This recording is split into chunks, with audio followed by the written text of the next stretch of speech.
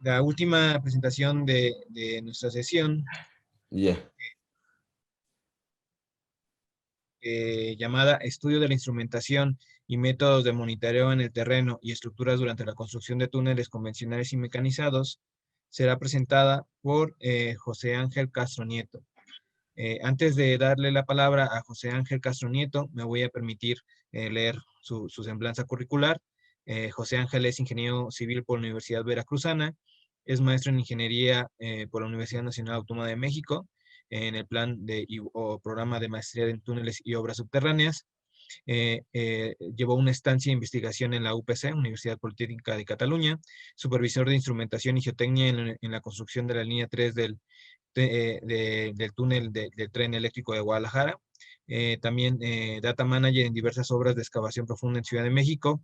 Ha tenido también experiencia como jefe de obra de instrumentación en diversas obras de minería, cielo abierto y empresas de jales. Jefe de obra en instrumentación en obras de monitoreo de vibraciones en ampliación de muelle y refinería en Sudamérica. Y bueno, también es miembro activo de Amitos. Sin más preámbulo, le agradezco y le doy la bienvenida a José y te cedo la palabra. Adelante, José. Hola. Bueno, primero que todo, muchas gracias por la amable presentación. Quiero agradecer a todos los participantes por la pantalla, por dedicar este breve espacio de su tiempo para dedicarlo a al fascinante mundo de lo que es la instrumentación. Asimismo, tal como lo indica el título de mi presentación, vamos a hacer un estudio de lo que es la instrumentación y los métodos asociados a las obras subterráneas y a los túneles. De igual modo, los exhorto a mirar la presente exposición como un complemento del artículo escrito que se realizó, y no como una exposición propiamente cuadrada de lo que se plasmó en el artículo. De acuerdo, la importancia de la instrumentación. ¿Cómo inicia un estudio de instrumentación? Debemos iniciar todo estudio de instrumentación siempre preguntándonos la pregunta, ¿por qué es importante instrumentar? Lord Kelvin solía decir de forma muy acertada que cuando puedes medir aquello de lo que estás hablando, puedes afirmar que efectivamente conoces algo de eso de lo que estás hablando. Cuando no puedes expresar de manera numérica aquello de lo que estás hablando, esto se convierte en un conocimiento escaso e insuficiente. Para aterrizar esta breve frase que estoy exponiendo de Lord Kelvin al mundo de la obra subterránea y los túneles, citaré ahora al doctor Ibayo, del Instituto Noruego de Geotecnia. Él solía decir, como se muestra en la pantalla, que el mundo de la ingeniería se mueve en dos principales campos. Uno es el campo teórico, el cual se basa principalmente en tener una observación de los distintos fenómenos mediante métodos numéricos, plasmarlo en números. El otro campo es el campo de lo real, el cual observa los fenómenos desde un punto pragmático y más bien cualitativo. ¿Qué es lo que hace la instrumentación? Bueno, la instrumentación lo que hace es darnos este parteaguas, esta mesa de reunión, para que se conozcan tanto el mundo teórico como el mundo real. A lo largo de las breves exposiciones que nos han presentado los otros compañeros, observamos la importancia de la instrumentación en ellos. Por citar el primer ejemplo que nos puso el ingeniero Alberto Moreno, se utilizó la instrumentación para poder determinar lo que es la frecuencia de una frecuencia de distribución, lo cual ayudó a poder replantear un diseño que economizaba en lo que era el revestimiento del túnel. ¿De acuerdo? Es importante cuando se hace una exposición en distintos simposios internacionales, presentar específicamente cuando se habla de instrumentación de dos maneras distintas. La primera de ellas trata de exponer un caso específico con los distintos parámetros y explicando lo que es la principal problemática que existía y que se quería atender. Posteriormente, lo que se hace en este tipo de exposiciones es detallar cuáles fueron los instrumentos que se fueron instalando, se exponen los distintos datos que se obtienen de estos instrumentos y cómo estos datos ayudaron a obtener una solución del problema inicial. La segunda forma de atender este tipo de exposiciones cuando se habla de instrumentación es hablar de manera general. Si he de ser sincero, yo consideraba que esta segunda forma, tratarlo de manera general, era la forma adecuada. Es la forma adecuada y más ilustrativa de hacerlo. Bueno, hay que considerar unos breves conceptos generales para que todo el mundo entienda acerca de lo que estamos hablando. Entonces vamos a definir lo que es la exactitud, la precisión, la resolución y el error. No vamos obviamente a ahondar en esto por cuestiones de tiempo, así que váyanse con esta idea general que les voy a exponer. La exactitud. La exactitud la podemos considerar como la cercanía de la medición realizada con un instrumento del valor registrado por este contra el valor real que se suscita en campo.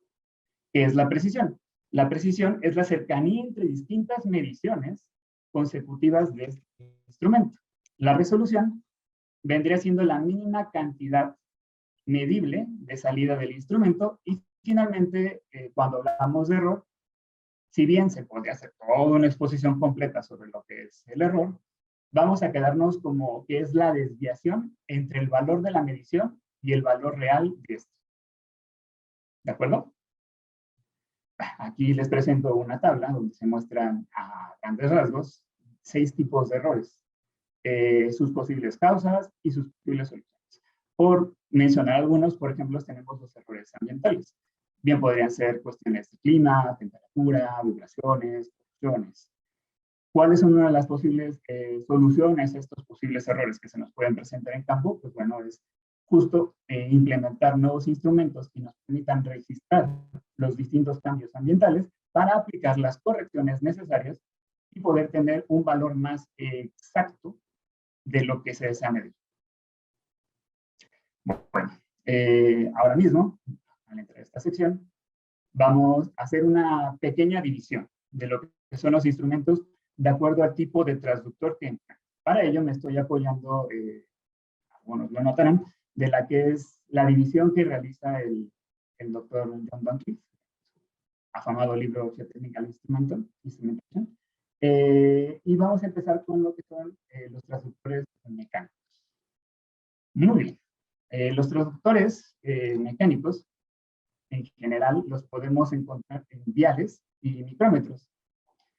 En esencia, el funcionamiento de estos transductores es la utilización de la medición del desplazamiento de un émbolo con un resorte hacia un dial que nos permita amplificar este movimiento en una superficie graduada que sea de más fácil percepción. Algunos ejemplos de estos tipos de transductores los podemos encontrar en medidores de juntas mecánicos, extensómetros fijos, medidores de convergencia mecánicos y muchos otros. ¿Cuál es la principal desventaja que se puede tener en este tipo de instrumentos? Pues bueno, la principal desventaja se encuentra justo en la propia fabricación de estos, debido a que son mecánicos, son susceptibles a golpes y susceptibles cuando se les somete a condiciones ambientales demasiado severas. Pueden empezar a tener una entrada de polvo que va a comenzar o va a iniciar un proceso de desgaste dentro de sus propios mecanismos. Posteriormente, tenemos lo que son los transductores hidráulicos. Uno de los principales exponentes es este esquema que muestro al fondo, que es básicamente un tubo de burdón. Estos instrumentos, este tipo de mecanismos, es frecuente encontrarlos en piezómetros hidráulicos, en celdas de carga hidráulica, en medidores de presión hidráulicos, etc. ¿Cuál es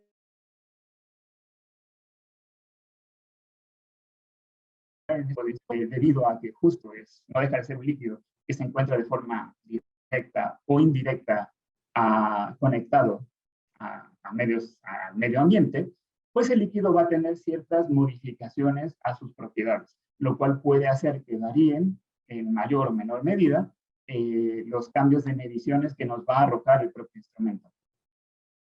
Los instrumentos eléctricos o de transductores eléctricos. Los instrumentos de transductores eléctricos constan de dos principales partes. Lo que es un sensor de medición cercano al fenómeno físico que deseamos medir, que va a estar conectado a la segunda parte, que es el transductor o transformador de señal eléctrica. Este transductor de señal eléctrica debe tener una relación conocida entre el fenómeno que se desea medir y propiamente la señal eléctrica. ¿Cuál es una de las principales desventajas de este tipo de instrumentos? Pues que suelen presentar gran histéresis y, sin lugar a dudas, son susceptibles de los campos electromagnéticos. Aquí voy a hacer mención particular de los instrumentos de cuerda vibrante. Hay algunas personas que, sin lugar a dudas, los clasificarían también como un sensor de transductor tipo eléctrico.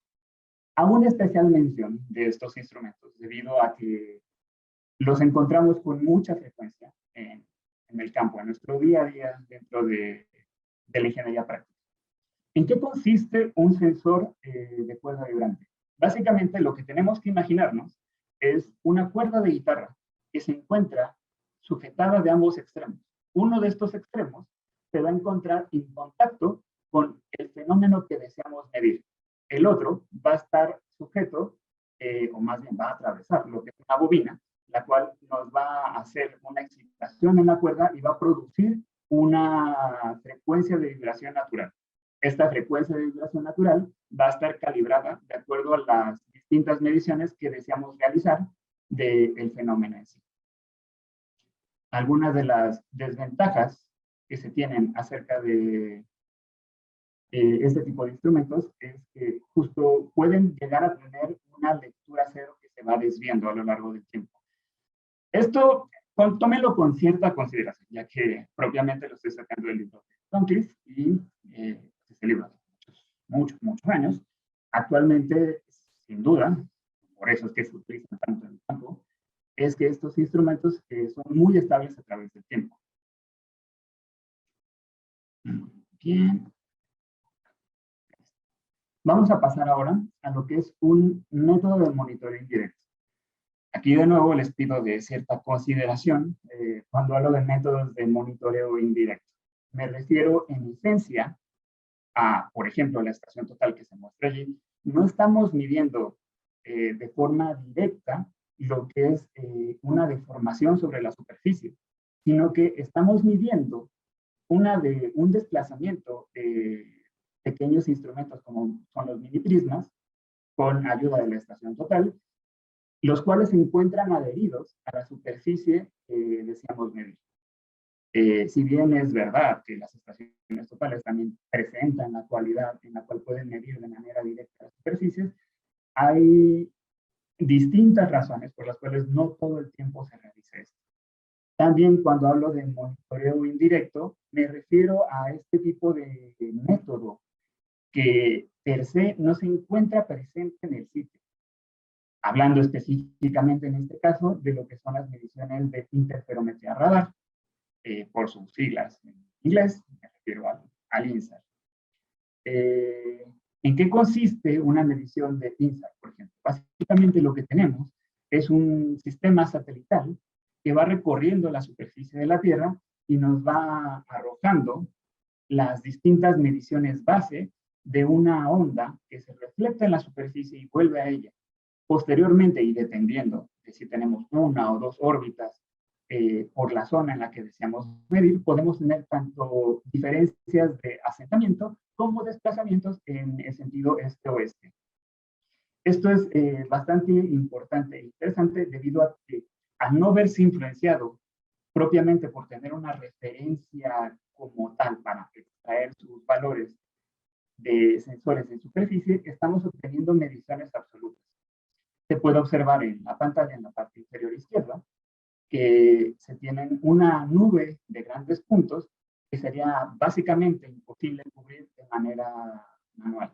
Además de eso, nos da una idea general, y es muy importante utilizar este tipo de métodos previo a la construcción, durante la construcción y como seguimiento a la construcción de lo que son los túneles, principalmente en obras urbanizadas.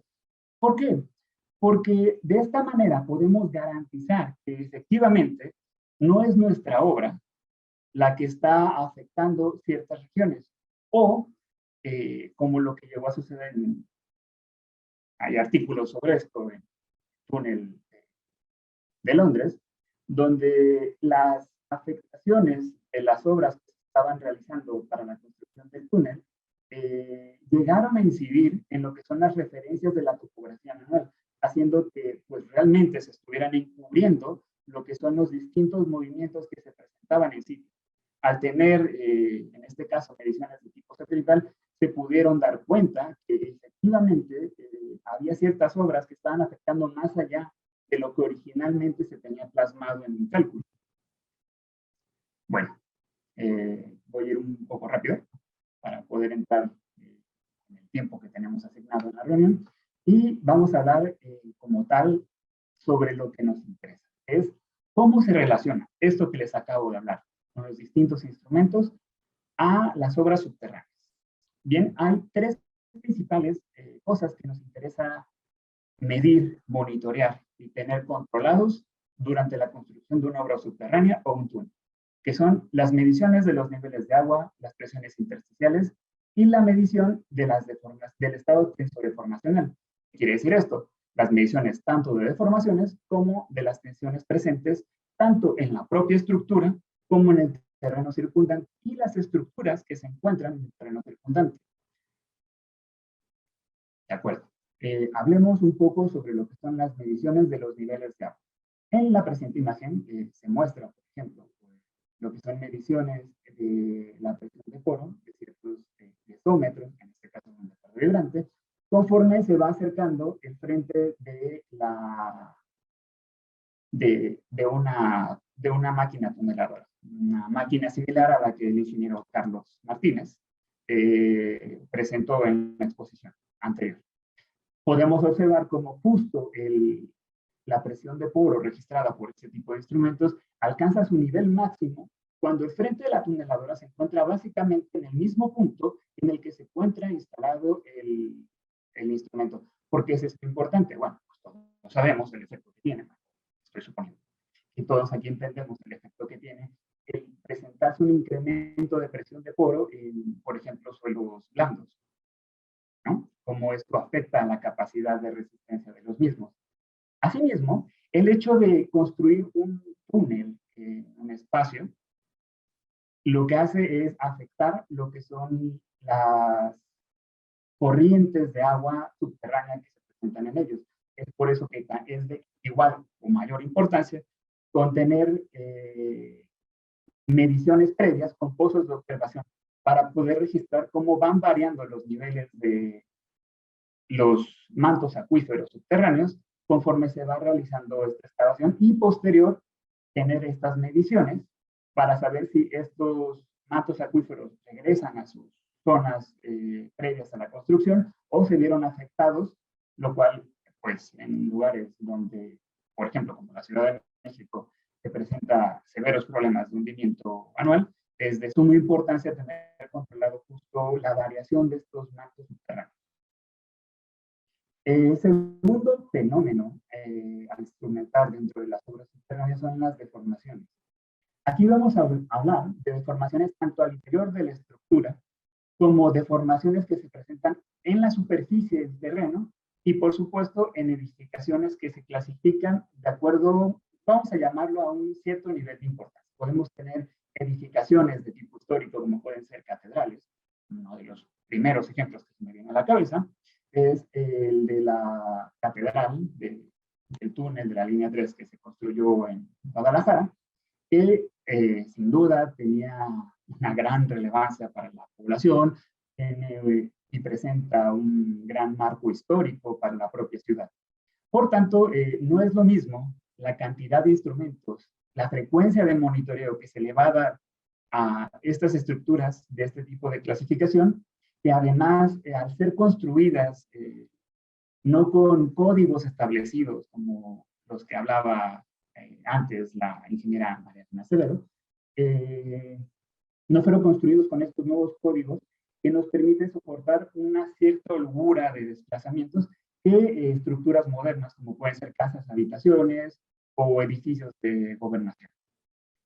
Bueno, los principales fenómenos que se suelen medir en cuanto a las deformaciones dentro del interior de un túnel son las convergencias. Podemos observar en la imagen inferior derecha cómo están colocando en este caso un instrumento conocido como un perfilómetro tridimensional, el cual es básicamente automatizable y nos permite tener de manera precisa lo que son las convergencias, cómo se va deformando hacia el interior, lo que se esperaría de los distintos anillos a lo largo de la construcción de un túnel mecanizado.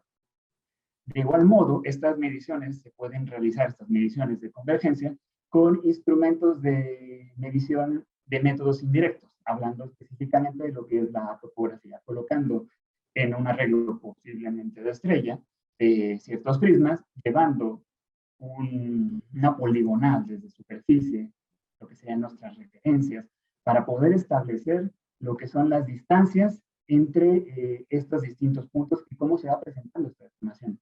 Otra parte importante de las deformaciones que se desean medir en una estructura subterránea son los desplazamientos horizontales. ¿Cómo medimos estos desplazamientos horizontales? Tenemos, de igual modo, se pueden emplear estos perfilómetros automatizados o se pueden utilizar los ya muy amigos nuestros y viejos conocidos, inclinómetros manuales. Estos nos van a dar justo una medición a partir de una lectura inicial de cómo se van deformando a lo largo de la construcción de la estructura subterránea a distintos niveles el suelo circundante y nos van a poder alertar si tenemos que hacer una cierta modificación a los parámetros, hablando en este caso de máquinas tuneladoras, para poder evitar que esas deformaciones sean más graves o que puedan suscitarse en un desplazamiento que se convierta posiblemente en una falla en superficie. Otra parte importante de lo que se desea medir cuando se habla de medición de deformación es sin duda, esto es en cualquier tipo de túnel, tanto túnel mecanizado como un túnel convencional, es la famosa cubeta de asentamientos que se nos presenta sobre el eje de construcción del túnel. Normalmente este tipo de cubetas de asentamientos se realiza haciendo mediciones establecidas con una estación topográfica a una cierta periodicidad. Finalmente, para terminar con esta sección en la que nos encontramos hablando de los fenómenos instrumentales, vamos a hablar de lo que son las mediciones del estado de tensiones en las que se encuentra tanto el terreno como la estructura per se. Aquí quiero hacer una breve aclaración, debido a que hay muchas veces en campo esta duda. Per se, no vamos a encontrar jamás un instrumento que mida de manera directa lo que son las tensiones, ni en la estructura, ni en el terreno. Lo que vamos a encontrar es una batería, un catálogo de instrumentos que nos permite medir ciertas microdeformaciones, en este caso lo que presento en las imágenes son unos microstrains, que se van a embeber dentro de lo que son las dovelas en un arreglo a lo largo de este túnel donde pues sí va a ser una obra complementaria y era de vital importancia no solo conocer las microdeformaciones, sino también el estado de tensión. Lo que quiero que se queden con cuando hablo de instrumentos de medición de tensión es que vamos a medir microdeformaciones y a partir del conocimiento de las propiedades de los materiales que conforman la estructura y de las propiedades que conforman el terreno circundante, podemos nosotros estimar el estado de tensiones de manera puntual, donde se ha instalado el instrumento. ¿Se pueden hacer una serie de interpolaciones entre este tipo de instrumentos? Sí. ¿Es aconsejable? Bueno, es tan aconsejable como la precisión que se desee. Voy a presentar brevemente lo que son unos esquemas generales de la instrumentación que se suele colocar, tanto en la parte superior izquierda, en túneles de tipo convencional, y en la parte inferior derecha de túneles de tipo, digamos, más bien mecanizado. Conjuntando los tres tipos de fenómenos que nos interesa tener controlados a lo largo de la construcción, que son mediciones de niveles de agua, mediciones de deformaciones en estructuras y en el terreno circundante, y mediciones del estado tensional. Lo que vamos a encontrar normalmente en un esquema de instrumentación de túneles es tanto piezómetros a lo largo del eje, vamos a encontrar pozos de observación, vamos a encontrarnos con hitos topográficos a lo largo del eje y específicamente en estructuras que sean de cierto valor o interés topográfico para medir, de acuerdo también esto a la geología que nos vayamos encontrando a lo largo de la construcción del túnel. Asimismo, podemos tener también lo que son extensómetros de medición que nos van a dar una idea de cómo se va deformando el terreno en distintas capas del túnel. En la parte interior lo que podemos encontrar es medidores de convergencia que podrían bien ser, en este caso, arreglos tipo estrella, como mostrado en la parte inferior derecha, con topografía, mediciones de convergencia con ayuda de estructuras, perdonen, de instrumentos como son los perfilómetros automatizados, mediciones de las microdeformaciones, o anillos que se van a instrumentar con microstrains dentro del concreto y también mediciones de lo que es el acero que conforma estas dovelas. Bueno, aquí tenemos un ejemplo de lo que es justo la medición de asentamientos en superficie en la parte superior izquierda de su pantalla. Podrán observar cómo se colocan unos pequeños cuadritos verdes que pueden ver a lo largo de esta sección que se hace. Nos sirve para medirlos con topografía y llevar un registro constante de los mismos. Es importante recalcar que sea lo que sea la instrumentación que se va a realizar, necesitamos un punto de medida inicial, una lectura base, la cual nos va a ayudar a darnos una idea de cómo se va comportando el terreno, la estructura construida y las estructuras que se encuentran alrededor de nuestra obra subterránea que se van a ver afectadas por el cambio tensodeformacional del terreno que induce el acero en el suelo, básicamente, para poder establecer entonces lo que es una serie de mediciones con una frecuencia establecida y a partir de esto poder determinar lo que son los llamados umbrales de referencia. Estos umbrales es complicado realmente dar una cifra específica previo a tener un estudio detallado del terreno y de las propias mediciones de la implementación como una lectura base. Normalmente estas mediciones de umbrales se establecen a partir de lo que entendemos como el estudio teórico que se realiza por parte del diseñador.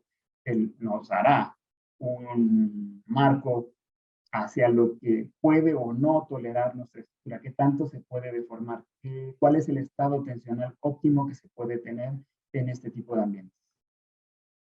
En este caso hago una presentación de un breve esquema de lo que es una obra propiamente subterránea, no es como tal un túnel. En este caso estaríamos hablando, por ejemplo, de la construcción de una estación de un túnel a lo largo del trazo del mismo. Y también es importante medir tanto las deformaciones del terreno como las deformaciones propias de la estructura. En este caso se pueden realizar la instalación de inclinómetros dentro de lo que es el muro Milán o la estructura de contención que se tenga pensada para determinar las deformaciones horizontales que se presentan durante la excavación de esta península. Y ahora sí, con la finalidad de dar cierre en tiempo y forma, vamos a las breves conclusiones. Aquí hablo un poco, como les decía, hay que tomar esto como un complemento del artículo escrito. Entonces aquí voy a hacer mención de lo que es el método observacional. El método observacional es un poco como lo que nos comentó el ingeniero Alberto Moreno al inicio de esta sesión, que es justo, yo tengo establecido un diseño teórico que posteriormente voy a ejecutar la obra y voy a instalar instrumentos que me van a permitir medir cómo se está comportando este elemento que yo teoricé. Y a partir de la información recabada de estos instrumentos, voy a poder regresar a mi estudio, a mi gabinete, y poder considerar estas deformaciones dentro de mi análisis, en este caso, digamos, un análisis numérico, para poder restablecer, mejorar, optimizar e incluso reducir costos de las propias construcciones. El monitoreo es sin duda un punto clave para la determinación del comportamiento de un sistema conjunto y de las condiciones del terreno. El monitoreo se debe basar principalmente en la verificación de las hipótesis de diseño, detección del comportamiento inesperado, súbito, de la estructura o del terreno y la implementación de medidas correctivas.